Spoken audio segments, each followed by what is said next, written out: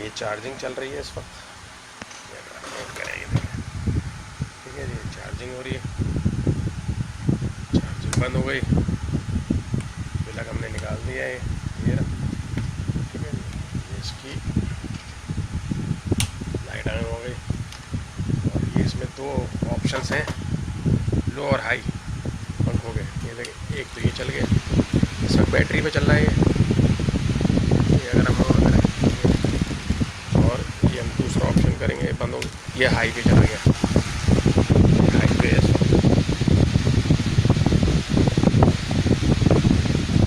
ठीक है।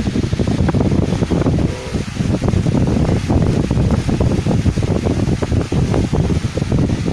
देख लें आप, बैटरी पे चल रहा है इस वक्त, ये हाई पे, और ये लो पे चल रहा है दोबारा।